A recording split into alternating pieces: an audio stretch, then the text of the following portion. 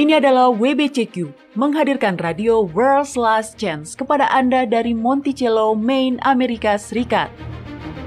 Kerinduan hati dari setiap orang Kristen selama 2000 tahun adalah melihat Sang Juru Selamat kembali dan mendirikan sebuah kerajaan kekal di atas bumi. Peristiwa-peristiwa yang terjadi di dunia mengungkap bahwa hal itu akan segera terjadi. Tetaplah bersama kami untuk belajar cara Anda dapat bersiap secara rohani menghadapi peristiwa-peristiwa akhir zaman. Radio WLC mempersiapkan orang untuk hidup dalam kerajaan Yahwa di bumi yang akan ditegakkan saat Kristus kembali. Pernahkah Anda mengaku dosa tertentu, bertobat dan meminta pengampunan Yahwa, tapi kemudian Anda kembali tersandung ke dalam dosa yang sama lagi, dan lagi, dan lagi? Bagaimana reaksi Anda? Apakah Anda merasa tidak bisa terus-menerus meminta ampun untuk hal yang sama berulang-ulang? Hai para pendengar, saya Mario Nugraha dan Anda sedang mendengarkan Radio WLC. Rasa bersalah bisa benar-benar melumpuhkan. Menurut pengalaman saya sendiri, saya telah berdosa, bertobat, meminta pengampunan, tapi kemudian saya kembali berdosa dan mengulangi proses itu berkali-kali, sehingga saya merasa seolah-olah saya harus membuktikan betapa saya benar-benar menyesal sebelum saya dapat meminta pengampunan kembali. Nah, Doni Alexander punya kabar baik untuk kita hari ini para pendengar. Yahwa punya rencana dan solusi untuk masalah dosa yang terus berlanjut. Doni? Iya Mario, dosa yang terjadi pada diri orang-orang percaya adalah sebuah masalah yang nyata. Ini bukan masalah bagi Yahwa. Dia telah menutupinya. Ini adalah masalah bagi orang-orang percaya karena Anda benar. Rasa bersalah adalah perasaan yang mengerikan. Perasaan yang sebisa mungkin kita hindari.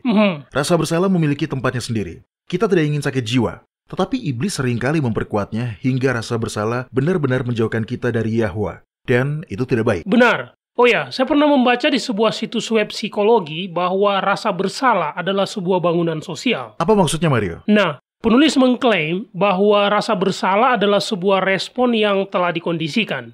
Para orang tua, guru-guru, para sahabat, masyarakat, bahkan agama mengajar kita untuk merasa bersalah karena berpikir, merasa, atau bertindak dengan cara tertentu. Oke, ya, saya kira sampai batas tertentu itu benar. Jelas bagi orang tua, kita ingin mengajari anak-anak kita untuk memperlakukan orang lain dengan kebaikan, empati, dan sopan santun, dan menunjukkan kegagalan ketika anak-anak itu tidak memperlakukan orang lain dengan kebaikan, empati, dan sopan santun adalah bagian dari kurva pembelajaran itu.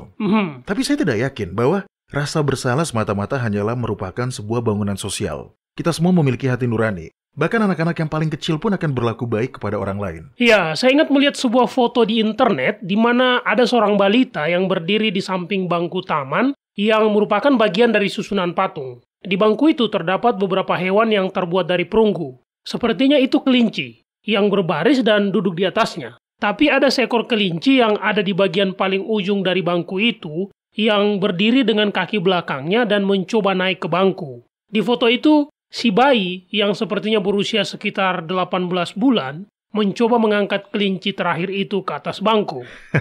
Itu pemandangan yang manis. Dia tidak mencoba untuk menyingkirkan kelinci itu. Dia berusaha membantunya.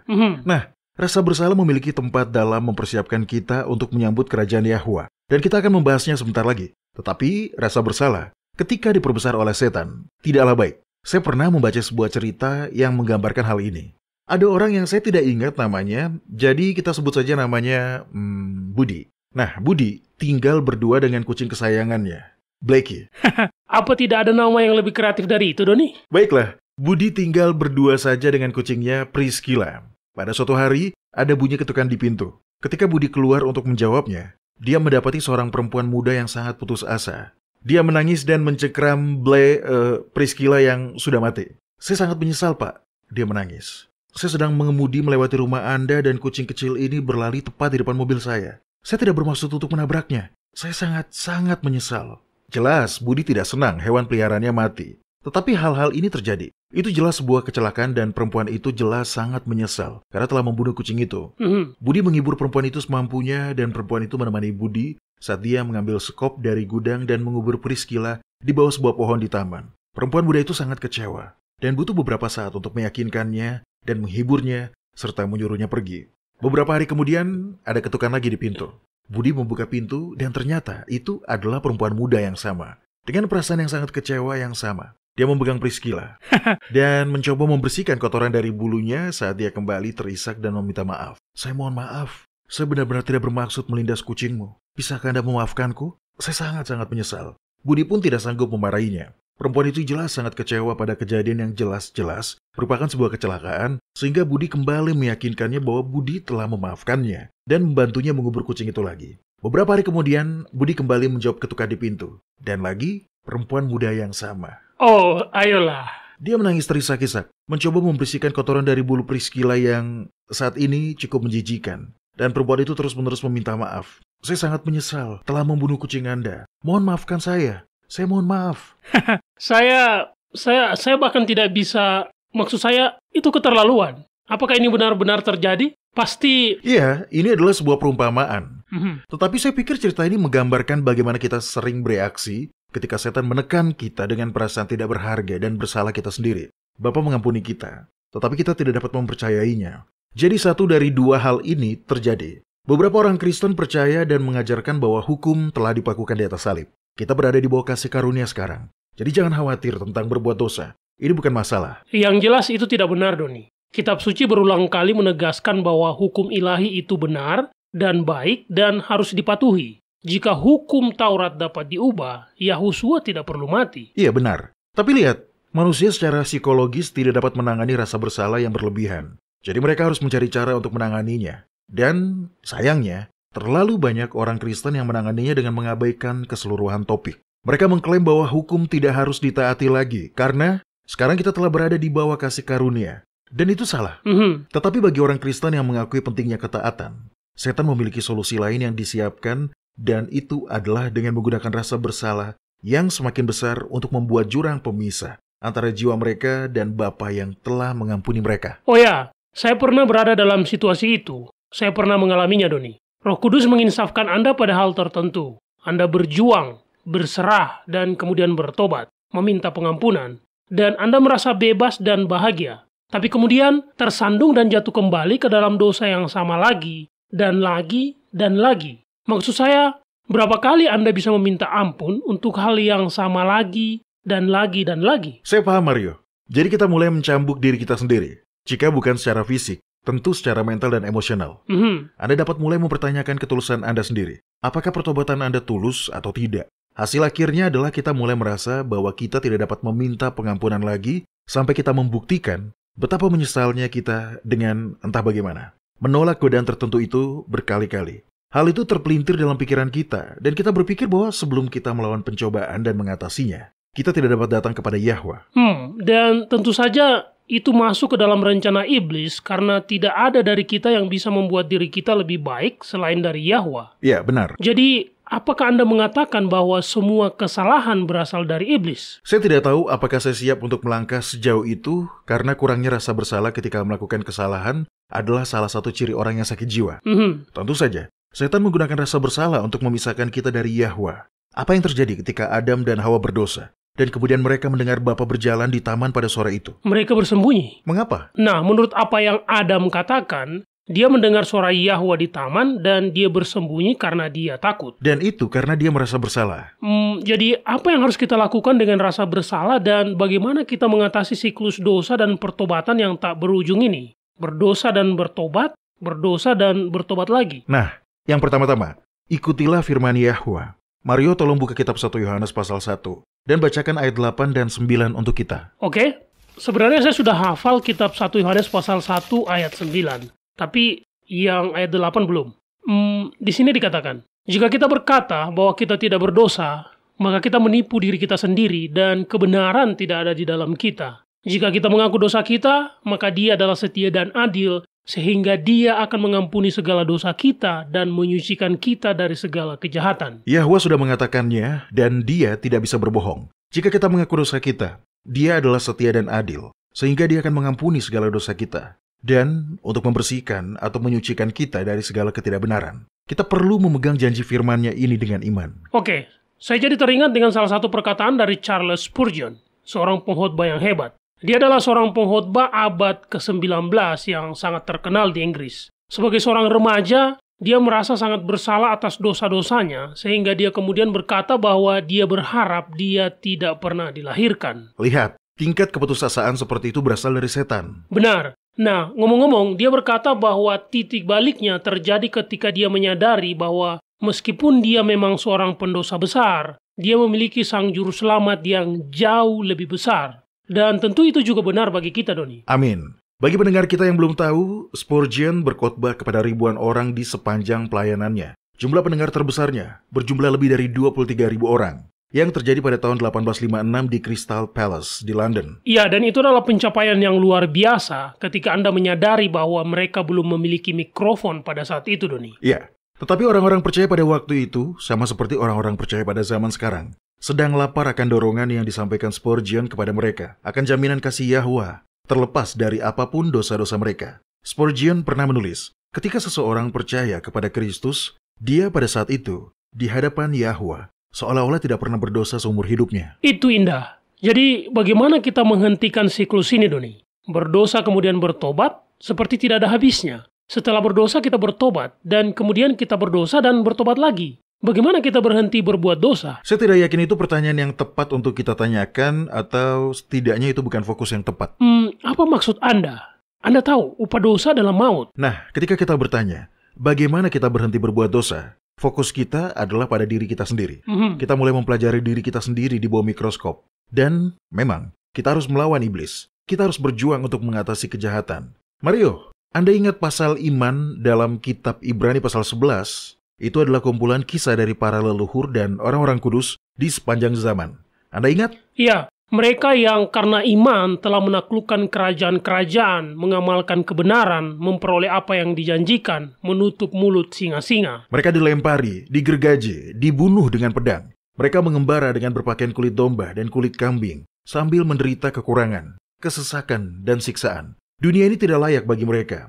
Mereka mengembara di padang gurun dan di pegunungan, dalam gua-gua dan celah-celah gunung. Dan kemudian, di pasal berikutnya, pasal 12, penulis kitab Ibrani menjelaskan bagaimana kita harus memandang kesalahan dan apa yang harus kita lakukan sehubungan dengan dosa, dan bukan hanya mengangkat bahu dan berkata, baiklah, kita sudah berada di bawah kasih karunia sekarang. Apa yang kita lakukan bukanlah masalah. Mario, tolong buka kitab Ibrani pasal 12 dan bacakan ayat 1 sampai, coba saya lihat, sampai ayat 9. Oke, kitab Ibrani pasal 12 ayat 1 sampai 9. Baiklah.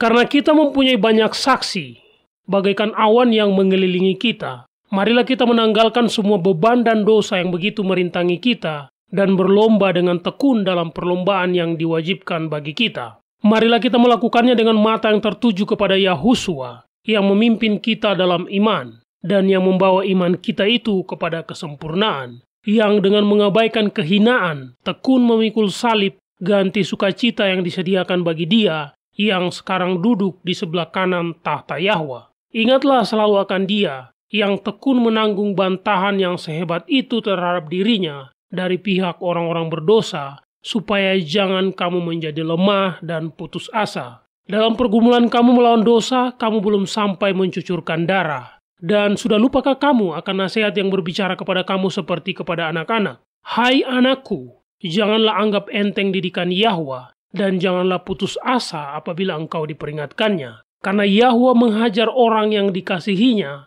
dan Dia menyesah orang yang diakuinya sebagai anak. Jika kamu harus menanggung ganjaran, Yahwa memperlakukan kamu seperti anak. Di manakah terdapat anak yang tidak dihajar oleh ayahnya? Tetapi jikalau kamu bebas dari ganjaran yang harus diderita setiap orang, maka kamu bukanlah anak, tetapi anak-anak gampang. Selanjutnya, dari ayah kita yang sebenarnya, kita beroleh ganjaran dan mereka kita hormati. Kalau demikian, bukankah kita harus lebih taat kepada Bapa segala roh, supaya kita boleh hidup? Jadi kita harus bahkan sampai mencucurkan darah untuk berjuang melawan dosa. Tetapi poin penting untuk dipahami adalah bahwa dalam kehidupan ini, sebelum Yahusua kembali, kita tidak akan pernah mencapai titik tanpa dosa. Itu tidak berarti kita tidak mencoba. Tetapi ketika Anda gagal dan tersandung ke dalam dosa, pergilah kepada Yahwa segera, dan mintalah pengampunan. Jangan biarkan rasa bersalah dari setan yang semakin besar membuat jurang pemisah antara Anda dan Bapa. Oke, jadi jika kitab suci mengatakan bahwa kita harus terus berjuang, dan memang demikian, Lalu mengapa kita terus berbuat dosa? Kenapa kita tidak pernah bisa mencapai titik sempurna yang mencerminkan gambar Yahwa? Apakah motif kita tidak murni? Atau apakah kita benar-benar tidak setulus yang kita kira, Doni? Tidak semuanya. Ada alasan yang sangat sederhana mengapa kita masih bergumul dan tersandung dalam dosa meskipun kita dengan sungguh-sungguh telah bertobat, dan itu adalah karena kita masih berada di bawah perjanjian lama. Apa? Anda baru saja membaca kitab 1 Yohanes pasal 1 ayat 8 yang mengatakan, jika kita berkata bahwa kita tidak berdosa, maka kita menipu diri kita sendiri, dan kebenaran tidak ada di dalam kita. Ya, kita sudah berada di bawah aturan kasih karunia, dan Yahwa telah mengampuni kita. Tapi kebenaran yang tak terbantahkan adalah kita masih berdosa. Benar? Ya. Oke, jadi hukum Taurat itu tetap diperlukan. Ingat, Paulus menyebut hukum itu sebagai penuntun. Kita masih membutuhkan hukum Taurat karena tujuannya adalah untuk mengungkapkan dosa kepada kita. Mario, tolong buka kitab Roma pasal 7. Paulus adalah orang yang paling fasih dalam menjelaskan dilema yang kita semua hadapi. Kitab Roma pasal 7 ayat 7. Tolong bacakan sampai akhir pasal. Baiklah, dia mengatakan, justru oleh hukum Taurat aku telah mengenal dosa, karena aku juga tidak tahu apa itu keinginan kalau hukum Taurat tidak mengatakan, jangan mengingini. Tapi dalam perintah itu, dosa mendapat kesempatan untuk membangkitkan di dalam diriku rupa-rupa keinginan, sebab tanpa hukum Taurat, dosa itu mati. Dahulu aku hidup tanpa hukum Taurat, akan tetapi sesudah datang perintah itu, dosa mulai hidup. Sebaliknya, aku mati, dan perintah yang seharusnya membawa kepada hidup, ternyata bagiku justru membawa kepada kematian. Sebab dalam perintah itu, dosa mendapat kesempatan untuk menipu aku, dan oleh perintah itu, dia membunuh aku. Jadi, hukum Taurat adalah kudus, dan perintah itu juga adalah kudus, benar, dan baik. Jika demikian, adakah yang baik itu menjadi kematian bagiku? Sekali-kali tidak. Tetapi supaya nyata bahwa dia adalah dosa, maka dosa mempergunakan yang baik untuk mendatangkan kematian bagiku, supaya oleh perintah itu, dosa lebih nyata lagi keadaannya sebagai dosa. Pada dasarnya, apa yang dikatakan di sini adalah bahwa hukum itu perlu karena itu memperjelas kepada kita tentang apa tepatnya dosa itu. Tanpa hukum, bagaimana kita bisa tahu? Baik Mario, lanjutkan. Kita sekarang masuk ke bagian terpentingnya. Sebab kita tahu bahwa hukum Taurat adalah rohani, tetapi aku bersifat daging, terjual di bawah kuasa roh. Sebab apa yang aku perbuat, aku tidak tahu. Karena bukan apa yang aku kehendaki yang aku perbuat, tetapi apa yang aku benci, itulah yang aku perbuat. Jadi, jika aku berbuat apa yang tidak aku kehendaki, aku menyetujui bahwa hukum Taurat itu baik. Kalau demikian, bukan aku lagi yang memperbuatnya, tetapi dosa yang ada di dalam aku. Sebab aku tahu bahwa di dalam aku, yaitu di dalam aku sebagai manusia, tidak ada sesuatu yang baik. Sebab kehendak memang ada di dalam aku, tetapi bukan hal berbuat apa yang baik. Sebab bukan apa yang aku kehendaki, yaitu yang baik, yang aku perbuat, melainkan apa yang tidak aku kehendaki, yaitu yang jahat, yang aku perbuat. Jadi, jika aku berbuat apa yang tidak aku kehendaki, maka bukan lagi aku yang memperbuatnya, tetapi dosa yang diam di dalam aku. Demikianlah aku dapati hukum ini. Jika aku menghendaki berbuat apa yang baik, yang jahat itu ada padaku. Sebab di dalam batinku, aku suka akan hukum Yahwa. Tetapi di dalam anggota-anggota tubuhku, aku melihat hukum lain yang berjuang melawan hukum akal budiku dan membuat aku menjadi tawanan hukum dosa yang ada di dalam anggota-anggota tubuhku. Aku manusia celaka. Siapakah yang akan melepaskan aku dari tubuh maut ini? Syukur kepada Yahwa yang melepaskan aku melalui Yahusua Kristus, Tuhan kita. Jadi, dengan akal budiku, aku melayani hukum Yahwa, tetapi dengan tubuh insaniku, aku melayani hukum dosa. Perikop inilah, di sini, yang membuat kita tahu bahwa kita masih berada di bawah perjanjian lama. Karena jika kita sudah berada di bawah perjanjian baru, dia tidak dapat mengatakan dalam ayat 17 bahwa dosa hidup di dalam dia, atau dalam ayat 23 bahwa dia adalah tawanan hukum dosa yang bekerja di dalam dia. Oke, saya mengerti. Baik, Doni, kita akan istirahat dulu sejenak. Tapi nanti ketika kita kembali, mungkin Anda bisa menjelaskan perbedaan antara perjanjian lama dan perjanjian baru. Oke? Ya, tentu saja. Para pendengar, kami akan segera kembali.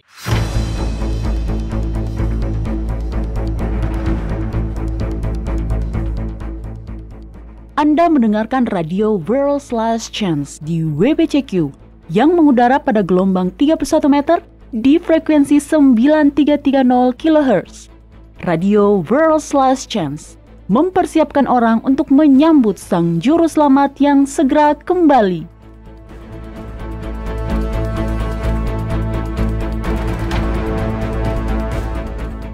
Yahwa tahu bahwa setan akan melakukan yang terbaik untuk menyembunyikan kebenaran dari dunia. Kabar baiknya adalah bahwa di dalam setiap kebohongan iblis, di dalam setiap pemelintiran kebenaran, dan dalam setiap tipuan yang menjebak, Yahwa memancarkan sinar terangnya untuk mengungkapkan kebenaran surga. Dan terang yang dicurahkan Yahwa semakin meningkat. World's Last Chance berkomitmen untuk membagikan kebenaran yang telah kami terima kepada dunia. Kami memiliki artikel, video, dan program radio tentang banyak topik yang berbeda. Semuanya mengungkapkan dengan cara yang unik. Kasih Yahwa untuk Anda. Kami memiliki pelajaran Alkitab yang dikelompokkan berdasarkan kategorinya, dan juga terdapat perlengkapan untuk bersaksi. Tapi kami butuh rekan kerja. Kami membutuhkan Anda. Lebih khusus lagi, Yahwa membutuhkan Anda. Masing-masing dari Anda memiliki lingkaran pengaruh Anda sendiri. Orang yang Anda kenal, orang yang Anda lihat sehari-hari. Mereka juga perlu mengetahui kebenaran. Kunjungilah worldslastchance.com dan pelajari perkembangan kebenaran terbaru. Kemudian pergi dan bagikanlah apa yang telah Anda pelajari dengan orang lain. Yahuswa akan segera kembali. Tidak banyak waktu yang tersisa. Anda tidak harus kaya atau terkenal. Anda tidak harus memiliki gelar universitas. Yang Anda butuhkan hanyalah kasih akan kebenaran dan keinginan untuk bekerja bagi Yahwa. Dia akan memberi Anda kesempatan untuk bekerja baginya. Dan izinkan saya memberitahu Anda, tidak ada hal lain dalam hidup yang lebih menyenangkan selain dari bekerja untuk Yahwa.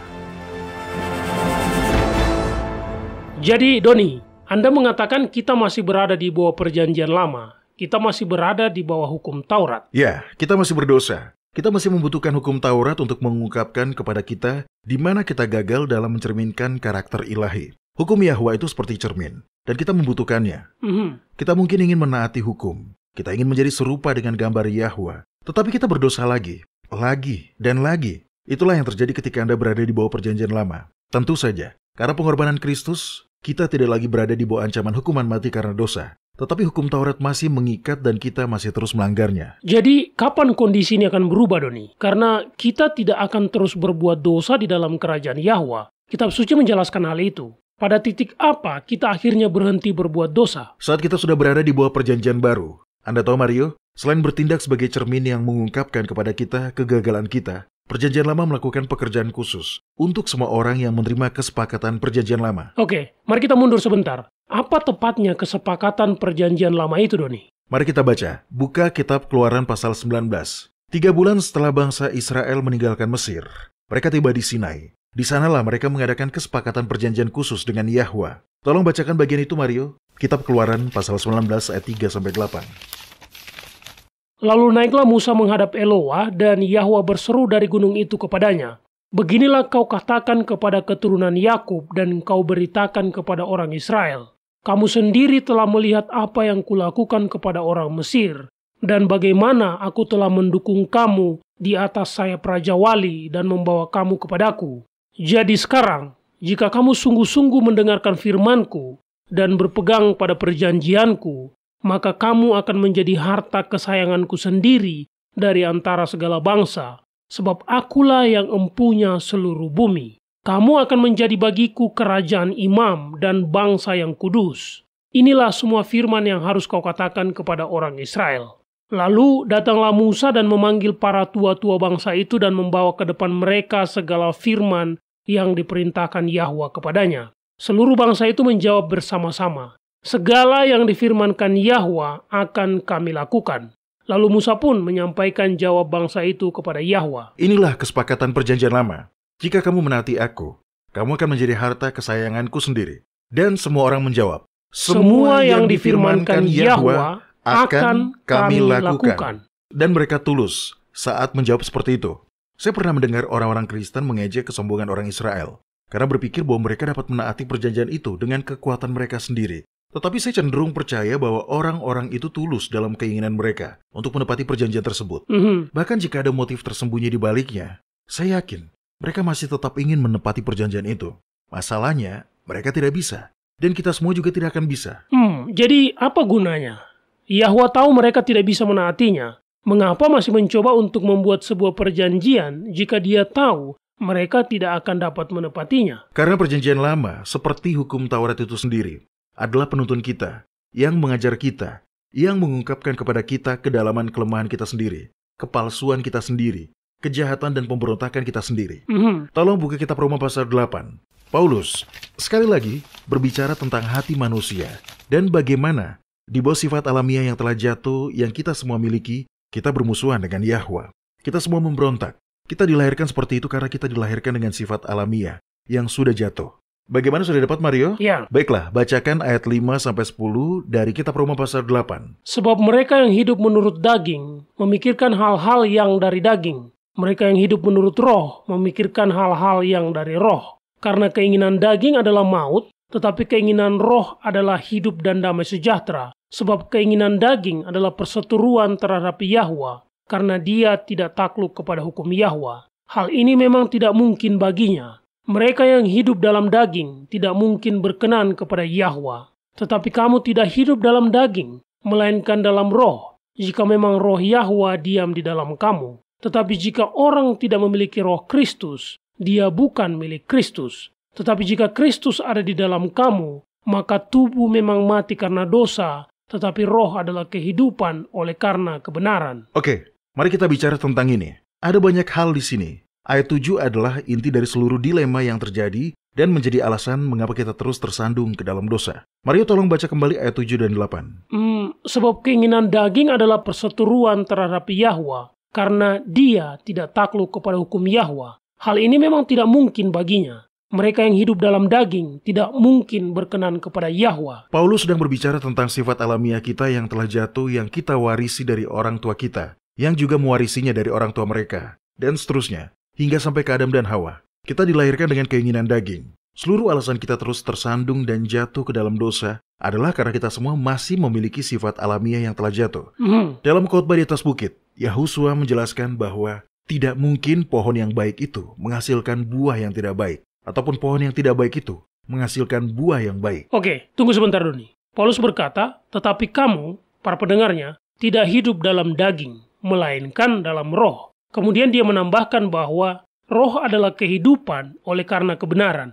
Nah Doni, itu tidak terdengar bagi saya seolah-olah mereka masih memiliki sifat alamiah yang sudah jatuh. Itu asumsi yang kita semua buat. Tapi itu salah, Mario. Sekali lagi, dapatkah pohon yang baik menghasilkan buah yang tidak baik menurut Kristus? Tidak. Dan faktanya, kita menghasilkan buah yang buruk ketika kita berbuat dosa. Sekali lagi, ini karena sifat berdosa yang masih kita miliki. Poin yang kita semua lewatkan dan yang ingin saya tekankan di sini adalah bahwa Perjanjian Lama memiliki pekerjaan khusus yang harus dilakukan di dalam hati manusia yang berdosa. Mario, apa yang Paulus katakan? Keinginan daging adalah apa? Perseteruan terhadap Yahwa. Ya, benar. Karena ia tidak takluk kepada hukum Yahwa. Hal ini memang tidak mungkin baginya. Namun, apa hal berikutnya yang Paulus katakan? Ayat 9, Mario. Tetapi kamu tidak hidup dalam daging, melainkan dalam roh, jika memang roh Yahwa diam di dalam kamu. Inilah di sini yang menjadi alasan mengapa orang-orang dengan sifat alamiah yang berdosa atau telah jatuh, yang terus-menerus berbuat dosa, dapat benar-benar bertobat dan rindu menjadi serupa dengan gambar Yahwa, mengusahakan hubungan yang semakin dekat dengannya, meskipun mereka kadang-kadang masih tersandung dan jatuh ke dalam dosa. Ketika kita menerima kesepakatan Perjanjian Lama, Yahwa mencurahkan sebuah kesungguhan khusus dari Roh Kudus pada orang percaya yang rendah hati. Anggap saja sebagai uang muka dari Roh Kudus. Ingat, hati daging, hati yang duniawi, sedang bermusuhan dengan Yahwa. Tetapi sesuatu telah berubah. Dan apa yang telah berubah adalah bahwa ketika seorang yang percaya menggenggam janji firman dengan iman, Roh Kudus yang diberikan di dalam kuasa hujan awal untuk mempersiapkan hati tersebut, agar kemudian dapat menerima secara penuh pencurahan Roh Kudus di bawah Perjanjian Baru. Itu ilustrasi yang bagus. Di Palestina, hujan awal sebenarnya turun di akhir musim gugur, sehingga biji-bijian bisa tumbuh. Kemudian di musim semi, hujan akhir akan turun untuk mematangkan tuayan. Nah, itulah yang terjadi di bawah Perjanjian Lama. Hati duniawi bermusuhan dengan Yahwa. Tetapi bagian dari Roh Kudus yang dicurahkan di bawah Perjanjian Lama memulai proses transformasi di mana hati menjadi suka pada apa yang dulu dibenci dan membenci apa yang dulu pernah disukai. Jadi itu bukan sebuah transformasi instan. Karena Anda lihat, saya selalu berpikir begitu. Bukan. Ingat, Yahwa tidak akan pernah memaksakan keinginan hati manusia. Sama seperti hujan awal yang turun di ladang yang memberikan biji-bijian kesempatan untuk bertunas dan tumbuh. Roh Kudus yang diberikan di bawah Perjanjian Lama hanyalah sebuah kesungguhan untuk menyirami firman Yahwa di dalam hati kita, memberinya kesempatan untuk tumbuh. Ini mengungkapkan kepada kita, secara bertahap kita dapat menangani kedalaman kebobrokan dari sifat alamiah kita yang berdosa, yang telah jatuh. Ini sudah seharusnya adalah sebuah proses, karena semakin kita mempelajari banyak hal, kita pun semakin mampu untuk memahami dan melihat lebih banyak lagi.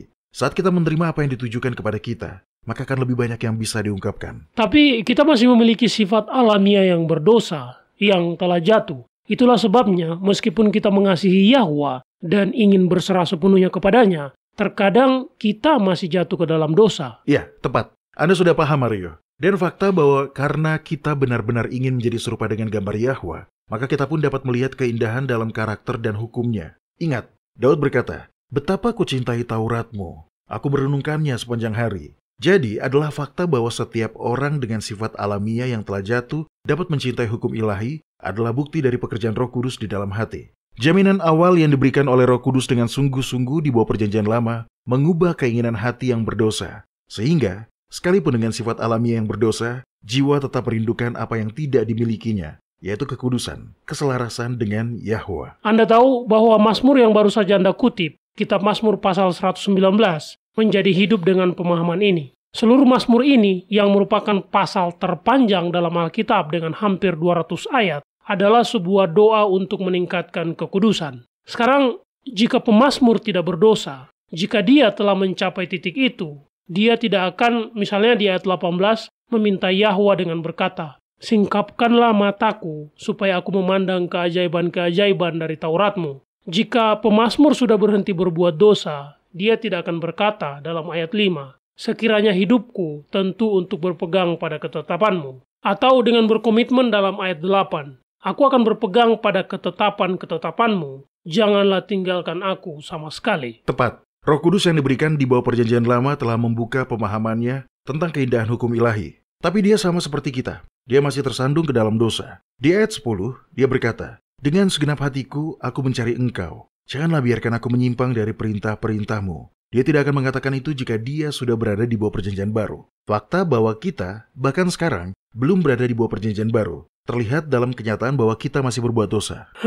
Itu masuk akal. Setan telah mengecilkan hati banyak orang Kristen dengan meyakinkan mereka bahwa kita sekarang sudah berada di bawah perjanjian baru. Benar, kita diajari bahwa sekarang kita sudah berada di bawah perjanjian anugerah. Hei, perjanjian anugerah adalah perjanjian lama. Itulah yang mengubah pembenci hukum ilahi menjadi pencinta hukum ilahi. Fakta bahwa kita semua masih berbuat dosa adalah semua bukti yang dibutuhkan setiap orang untuk membuktikan bahwa kita masih berada di bawah perjanjian lama, karena begitu kita berada di bawah perjanjian baru, kita tidak akan berbuat dosa. Sesederhana itu. Jadi, kita telah berbicara tentang perjanjian lama. Saya sekarang sudah dapat melihatnya dalam terang yang benar-benar baru. Dan ini benar-benar hadiah, ya kan? Sudah pasti. Inilah yang mempersiapkan hati yang berdosa untuk masuk ke dalam perjanjian baru. Itu adalah uang muka dalam tanda kutip, dari roh yang berdiam di bawah perjanjian lama, yang mengubah orang percaya dari pembenci hukum menjadi pencinta hukum, dari pencinta dosa menjadi pembenci dosa. Ini adalah prasyarat penting dalam perjanjian baru.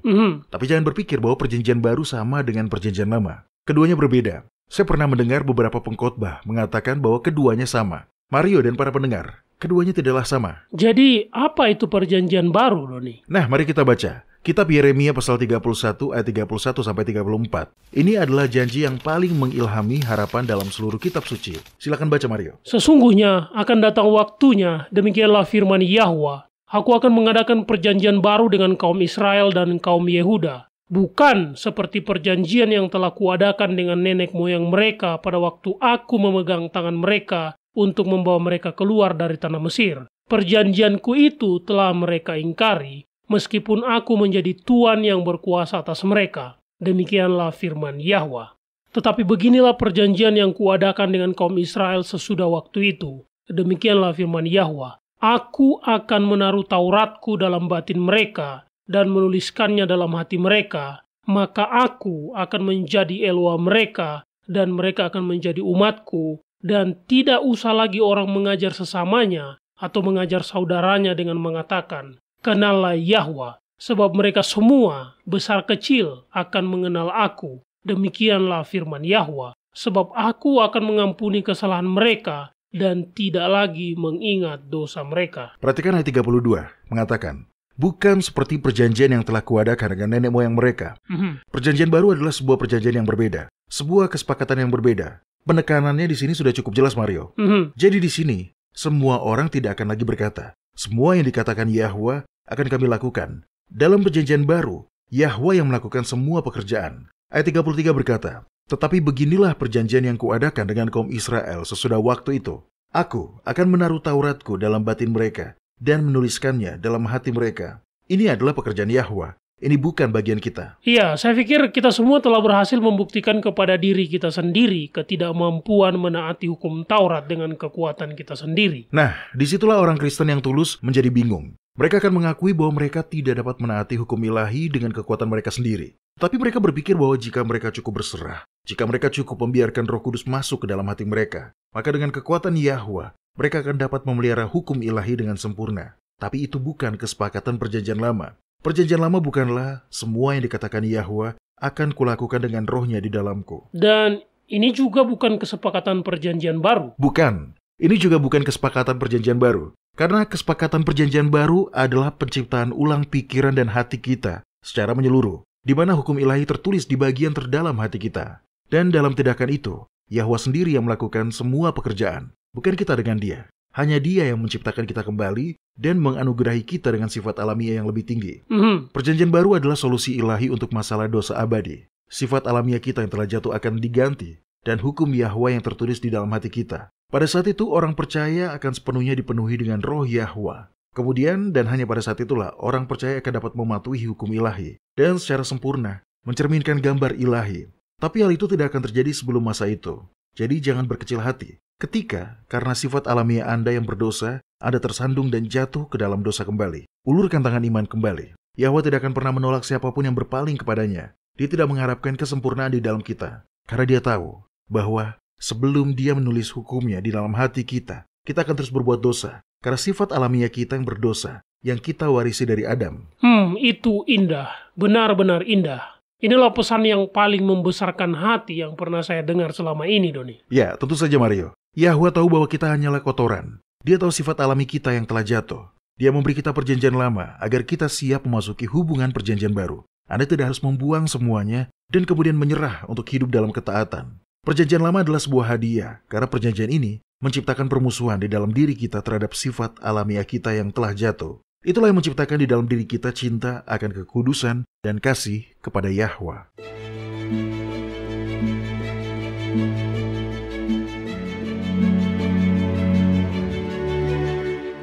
Anda mendengarkan radio World's Last Chance di WBCQ yang mengudara pada gelombang 31 meter di frekuensi 9330 kHz. Radio World's Last Chance mempersiapkan orang untuk menyambut Sang Juru Selamat yang segera kembali.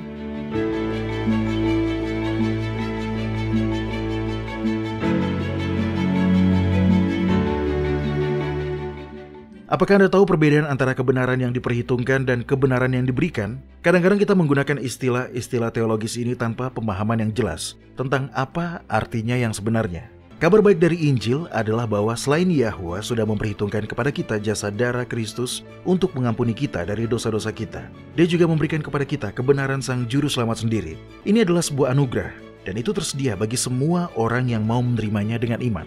Kitab Roma pasal 6 ayat 23 menyatakan bahwa walaupun upah dosa adalah maut, tetapi karunia Yahwa adalah hidup yang kekal melalui Yahusua, Sang Juru Selamat kita.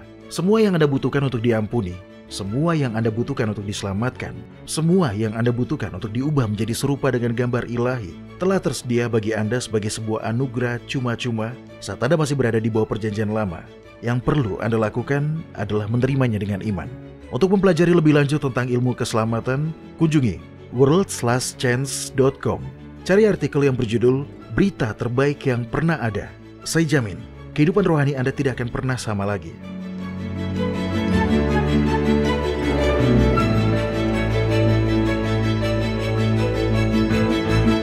Oke Mario, apa pertanyaan yang kita dapatkan hari ini di kotak surat harian kita? Ya, saya khawatir ini agak menyedihkan. Tapi inilah pertanyaan yang saya pikir banyak orang tanyakan pada saat berada dalam kesedihan dan sedang patah hati. Rosa di Filipina menulis, keponakan saya yang berusia 9 tahun meninggal karena virus corona. Saya tahu, anak-anak tidak seharusnya mati karena virus itu. Tapi itulah yang terjadi, dan kejadian ini telah menghancurkan keluarga kami. Ketika dia meninggal, beberapa orang yang bermaksud baik mencoba menghibur saudara perempuan saya, ibunya, dengan mengatakan bahwa ini semua adalah bagian dari rencana Tuhan. Tapi perkataan ini sama sekali tidak menghibur saudara perempuan saya dan malah membuatnya marah. Dia tidak bisa mengatasinya dan dia terus bertanya kepada saya, bagaimana Tuhan bisa menjadi Tuhan yang penuh kasih jika salah satu rencananya adalah membunuh seorang anak? Saya tidak tahu harus berkata apa padanya atau bagaimana menghiburnya. Apakah menurut Anda kejadian seperti ini selalu menjadi bagian dari rencana Tuhan ketika seorang anak meninggal? Apakah itu berarti Tuhan membunuhnya? Ini kisah yang sangat menyedihkan. Orang tua tidak seharusnya menguburkan anak-anak mereka dan saya tidak dapat membayangkan rasa sakit yang lebih buruk daripada kehilangan seorang anak. Iya, saya tahu. Kejadian seperti itu akan menjadi rasa sakit yang tak terbayangkan. Tapi bagaimana pendapat Anda, Doni? Apakah menurut Anda kematian anak kecil ini adalah bagian dari rencana Yahwa? Sama sekali bukan. Dan saya harus setuju dengan Rosa. Pernyataan orang tadi adalah hal yang buruk untuk dikatakan kepada orang tua yang sedang berduka. Saya akan melangkah lebih jauh dengan mengatakan bahwa pernyataan seperti itu menghujat karakter kasih Yahwa. Karena itu menyiratkan bahwa dialah yang menjadi penyebab penderitaan seperti itu dan itu tidak benar. Nah, bagaimana dengan kitab Roma pasal 8 ayat 28? Di situ dikatakan, kita tahu sekarang bahwa Yahwa turut bekerja dalam segala sesuatu untuk mendatangkan kebaikan bagi mereka yang mengasihi Dia, yaitu bagi mereka yang terpanggil sesuai dengan rencana Yahwa. Doni, tidakkah ayat ini berkata bahwa kejadian seperti itu adalah bagian dari rencananya? Tidak sama sekali. Dan lebih jauh saya mengatakan bahwa saya tidak berpikir bahwa kematian anak laki-laki itu adalah bagian dari rencana Yahwa. Dosa bukanlah bagian dari rencana Yahwa. Dan kita sangat merugikan Dia ketika kita mencoba menghibur orang-orang yang berduka dengan mengatakan hal-hal seperti itu di situasi yang rentan. Hal yang harus kita ingat adalah dosa dan penderitaan, peristiwa-peristiwa dalam hidup kita yang membuat kita bersedih, selalu datangnya dari setan. Yahwa ingin memberi kita kebahagiaan. Bahkan dalam kehidupan ini, setanlah yang bertanggung jawab atas penderitaan. Dan itu karena kita hidup di dunia yang penuh dosa, tapi tidak pernah karena Yahwa. Lalu kitab Roma pasal 8 ayat 28? Sederhananya, ayat itu berkata bahwa Yahwa dalam kekuatan dan kemahakuasaannya dapat, dalam keadaan apapun, bahkan dalam pengalaman yang paling menyakitkan dalam hidup kita, dapat mengubah keadaan seperti itu menjadi sesuatu yang baik. Ayat itu tidak berarti bahwa Dia menginginkan sesuatu yang buruk terjadi. Ayat ini berarti bahwa ketika kita percaya kepadanya, Dia dapat mendatangkan sesuatu yang baik dari segala kondisi. Itu benar-benar menghibur. Iya, begitulah. Mario, tolong ambil Alkitab Anda dan buka kitab Yeremia pasal 29. Di sini, Yahwa memberitahu bangsa Israel melalui Nabi Yeremia bahwa kerajaan Babel akan menghancurkan Yerusalem dan orang-orang akan ditawan selama 70 tahun. Nah, itu adalah sebuah nubuatan yang benar-benar menghancurkan. Banyak orang kehilangan nyawanya. Banyak orang yang ditawan ke Babel. Bahkan sebagian besarnya tidak pernah kembali. Mereka mati sebelum masa 70 tahun itu berlalu. Mereka terlalu tua untuk kembali. Atau mereka telah membangun kehidupan di Babel dan tidak mau atau tidak mampu pergi dan kembali ke Israel. Tetapi tetap saja, bahkan melalui kengerian ini, Yahwa ingin mereka tahu bahwa Dia tidak melupakan mereka. Bahwa Dia masih mengasihi mereka dan akan tinggal bersama mereka. Dia ingin memberi mereka harapan. Mario, saya ingin Anda membacakan ayat 11 dari kitab Yeremia pasal 29.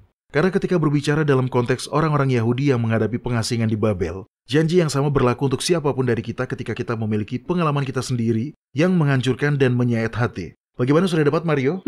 Silakan baca kitab Yeremia pasal 29 ayat 11. Sebab aku ini mengetahui rancangan-rancangan apa yang ada padaku mengenai kamu. Demikianlah firman Yahwa, yaitu rancangan damai sejahtera dan bukan rancangan kecelakaan, untuk memberikan kepadamu hari depan yang penuh harapan. Jadi, penderitaan dalam bentuk apapun tidak pernah ada dalam rencana Yahwa. Dia bekerja di sekitar penderitaan. Dia bekerja melalui masalah. Dan meskipun penderitaan itu ada, tetapi rencananya selalu demi kebahagiaan kita. Ya, Dia dapat membawa kebaikan keluar dari keadaan buruk. Tetapi itu karena kebaikan dan kasih dan kuasanya. Bukan karena keadaan buruk itu adalah rencananya bagi kita. Oke, itu masuk akal. Yahwa dapat bekerja melalui pencobaan dan masalah yang dibawa setan kepada kita, tetapi tidak pernah menjadi kehendaknya bagi anak-anaknya untuk menderita. Ya, benar. Baiklah, kita punya waktu untuk satu pertanyaan lagi. Mari kita lihat. Matthew Jolivet dari Nantes, Prancis, punya sebuah pertanyaan menarik.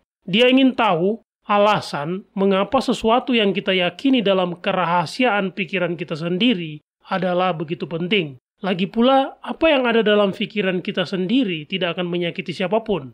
Iya kan? Ini adalah sebuah pertanyaan yang menarik.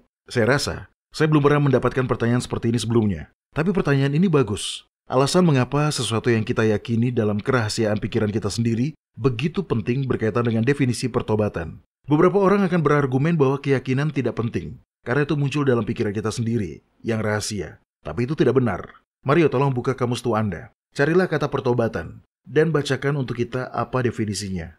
Tunggu sebentar. Mari kita lihat pertobatan.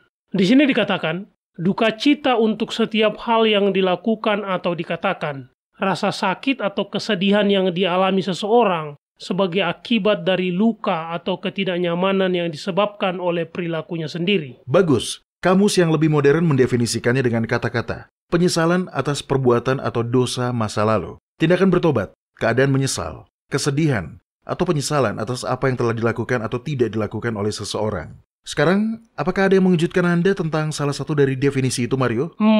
Baik. Saya kira Anda bisa mengatakan bahwa itu semua berada dalam pikiran hati kita sendiri, ya kan? Iya, benar. Jadi maksud saya adalah, tidak ada yang akan mengatakan pertobatan tidak penting, hanya karena itu ada dalam pikiran. Demikian juga hanya karena sesuatu ada dalam pikiran rahasia Anda sendiri, tidak berarti bahwa apa yang tersembunyi di sana adalah baik atau benar. Padahal seringkali apa yang tersembunyi di dalam hati itu buruk, berdosa, bernafsu, atau justru salah. Mario, coba buka kitab Lukas pasal 12 dan bacalah ayat 2 dan 3. Kitab Lukas pasal 12 ayat 2 dan 3. Apa yang dikatakan di situ? Tidak ada sesuatu pun yang tertutup, yang tidak akan dibuka, dan tidak ada sesuatu pun yang tersembunyi, yang tidak akan diketahui. Karena itu, apa yang kamu katakan dalam gelap akan kedengaran dalam terang, dan apa yang kamu bisikan ke telinga di dalam kamar akan diberitakan dari atas atap rumah. Hanya karena ada sesuatu yang berada dalam pikiran kita sendiri yang rahasia, itu tidak membuatnya secara otomatis diterima atau tidak penting. Misalnya, jika Anda mengetahui bahwa istri Anda diam-diam percaya bahwa keragaman adalah bumbu kehidupan dan tidak ada yang salah dengan berselingkuh, apa yang akan Anda pikirkan? Saya tidak yakin saya akan percaya padanya jika dia benar-benar meyakini hal seperti itu, Doni. Mengapa? Itu kan dalam pikiran rahasianya sendiri. Karena pikiran dan perasaan mengarah pada sikap dan keyakinan. Dan Anda tahu sikap dan keyakinan mengarah langsung ke dalam kata-kata dan tindakan. Ya, tepat. Dosa dimulai dari hati. Begitu juga pertobatan. Dalam perjanjian lama, kata Ibrani dari mana kita mendapatkan kata bertobat dalam bahasa Indonesia juga sering diterjemahkan sebagai berbalik atau kembali. Dalam perjanjian baru, kata bertobat berasal dari kata Yunani, metanoeo. Bertobat berarti berbalik dari kejahatan dan berbalik kepada kebaikan. Ini melibatkan ketaatan pada kehendak Yahwa yang sudah dinyatakan. Dan sekali lagi, ini semua dimulai dalam pikiran rahasia kita sendiri. Oke, itu masuk akal. Keyakinan mungkin dipegang dalam pikiran rahasia kita sendiri, tetapi keyakinan itu mempengaruhi dan berdampak pada perilaku kita. Inilah sebabnya mengapa pikiran pribadi kita sangat penting. Mario, tolong buka kitab Mazmur pasal 139 dan baca ayat-ayatnya. Coba saya lihat dulu. 139. Ayat 23 dan 24. Silakan Mario. Selidikilah aku, ya Yahwa, dan kenallah hatiku. Ujilah aku dan kenallah pikiran-pikiranku. Lihatlah, apakah jalanku serong, dan tuntunlah aku di jalan yang kekal. Daud memahami pentingnya menjaga pikiran di dalam hati. Masalahnya, tentu seperti yang kita semua tahu, hati kita memiliki kedalaman yang tidak selalu dapat kita lihat sendiri. Jadi, Daud meminta Yahwa untuk mengungkapkan kepadanya apa yang ada di dalam hatinya sendiri. Dia ingin diperlihatkan agar dia bisa bertobat. Baiklah, jadi katakanlah Roh Kudus meyakinkan Anda bahwa beberapa pemikiran yang telah Anda pikirkan, beberapa hal yang Anda sembunyikan di dalam hati Anda tidak sejalan dengan Yahwa. Apa yang Anda lakukan? Pikiran bisa sangat sulit dikendalikan, Doni. Pertama, tentu saja, Anda perlu berdoa dan meminta Yahwa untuk menolong Anda dan mencipta Anda kembali menurut gambarnya sendiri. Kita semua masih memiliki sifat alamiah yang telah jatuh. Tapi bukan berarti kita boleh menyerah begitu saja. Kita harus tetap berjuang dalam pertarungan iman yang baik. Kenali pemicu-pemicunya. Kadang-kadang seorang pria yang berjuang untuk mengatasi kecanduan alkohol akan menemukan dirinya berpikir dan membayangkan untuk minum ketika dia merasa terlalu stres atau bahkan terlalu lelah. Seorang wanita yang berjuang untuk belajar berhenti mengumpat mungkin mendapati dirinya mengumpat bahkan sebelum dia menyadarinya. Jadi ketika itu terjadi, mintalah Yahwa untuk memberitahu Anda ketika Anda dalam bahaya berbuat dosa sehingga Anda dapat meminta pertolongannya. Dia akan selalu menjawab. Dia akan selalu memberikan pertolongan. Kita hanya perlu melakukan bagian kita dalam memperjuangkan perjuangan iman yang baik dan kita melakukannya dengan meminta pertolongannya dalam menjaga pikiran kita dan mengendalikannya dengan cara berserah penuh kepadanya. Iya, itu bukan berarti kita masih ingin sesekali berbuat dosa. Bukan, tentu saja bukan. Kita masih memiliki sifat alamiah yang sudah jatuh. Tapi Yahwa tidak akan pernah memaksakan kehendak kita. Kita perlu bekerja sama dengan Dia, dan salah satu cara kita untuk melakukannya adalah dengan meminta Dia untuk membersihkan pikiran dan hati kita dan secara aktif menjaganya dengan kemampuan terbaik kita. Itu benar. Iya, karena keterbatasan waktu. Hanya itu saja pertanyaan yang dapat kita jawab pada hari ini. Para pendengar, silakan terus mengirim pertanyaan dan komentar Anda kepada kami. Cukup kunjungi situs web kami di worldslastchance.com dan klik hubungi kami. Kami selalu senang mendengar dari para pendengar kami. Anda menyukai apa yang Anda dengar? Kunjungi situs kami di worldslastchance.com untuk mendengarkan episode-episode lain dari program radio kami.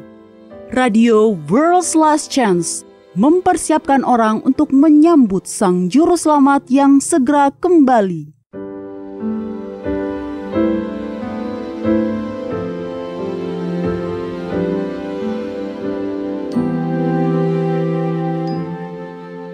Halo, ini adalah janji harian Anda dari firman Yahwa. Kitab Amsal pasal 14 ayat 26 mengatakan, dalam takut akan Yahwa ada ketentraman yang besar, bahkan ada perlindungan bagi anak-anaknya. Bagi orang tua, tidak ada hal yang lebih buruk daripada sesuatu yang buruk yang terjadi pada anak-anak kita. Ini adalah mimpi terburuk para orang tua, dan mimpi buruk inilah yang dialami oleh Carissa dan Matt Hatfield.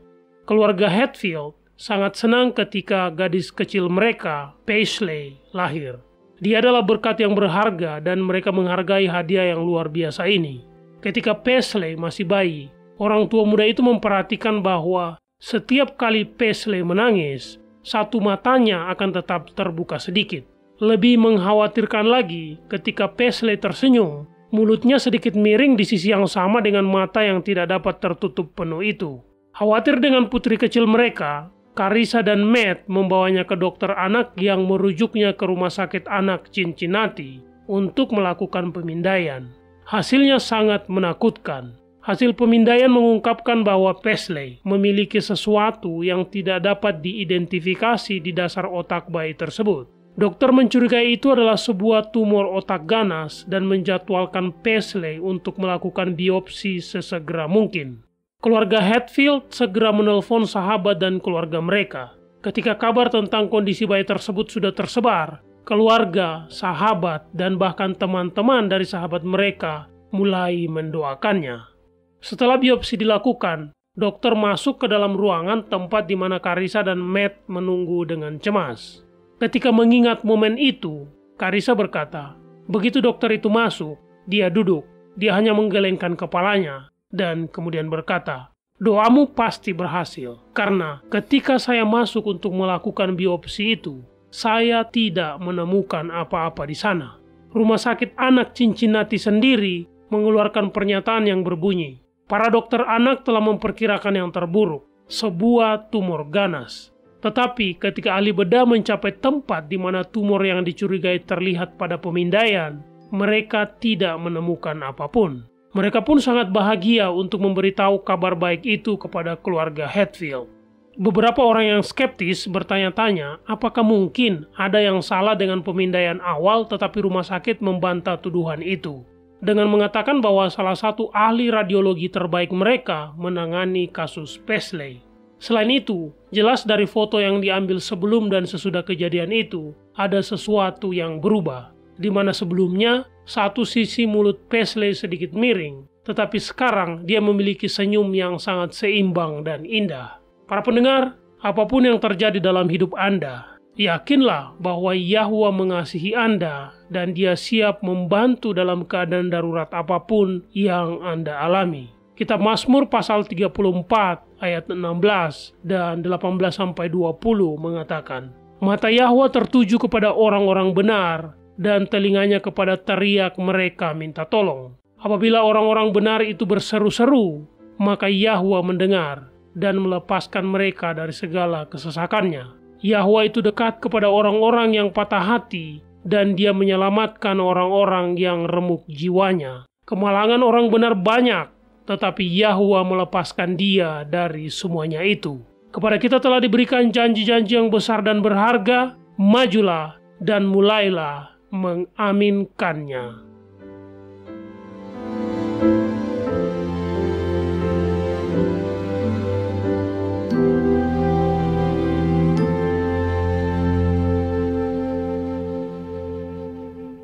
Terus terang, Doni, ini benar-benar berita bagus. Saya dibesarkan dengan keyakinan bahwa hukum Taurat telah dipakukan di atas salib dan kita sudah berada di bawah kasih karunia sekarang. Tetapi benar-benar masuk akal bahwa sekarang kita masih berada di bawah perjanjian lama. Setelah saya menjadi dewasa dan mulai belajar untuk diri saya sendiri, saya melihat sebuah lubang dalam pendapat bahwa hukum Taurat telah dihapus di atas salib.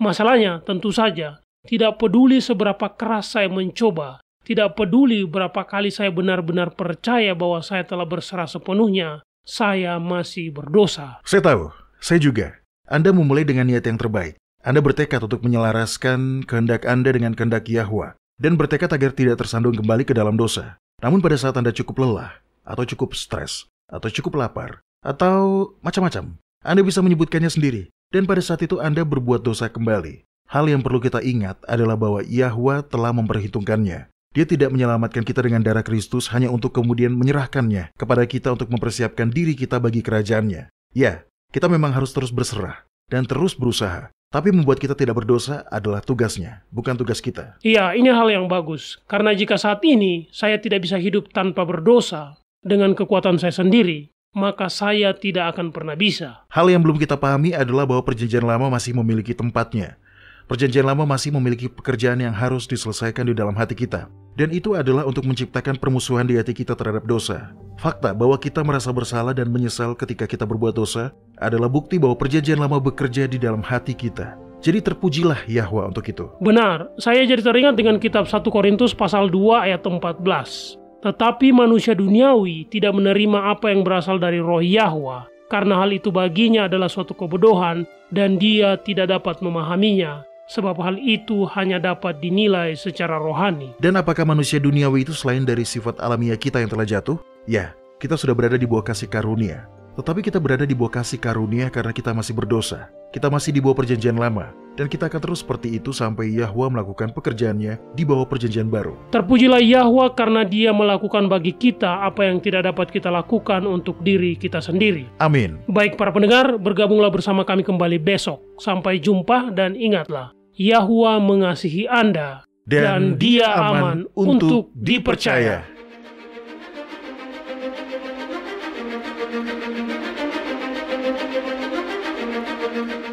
Anda baru saja mendengarkan radio WLC.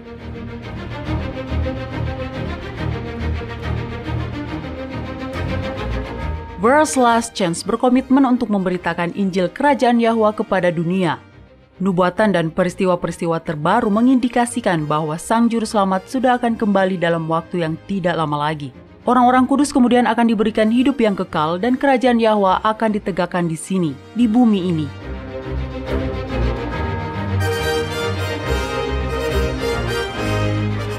Tidak ada waktu yang bisa disia-siakan. Terimalah anugerah keselamatan hari ini dan izinkan Yahwa menyelimuti Anda dengan kebenaran Kristus.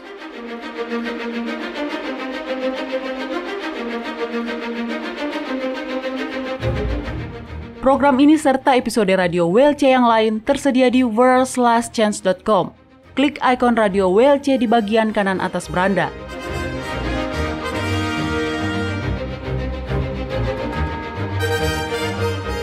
Bergabunglah kembali bersama kami besok untuk menerima berbagai pesan kebenaran lain di WBCQ yang mengudara pada gelombang 31 meter di frekuensi 9330 kHz.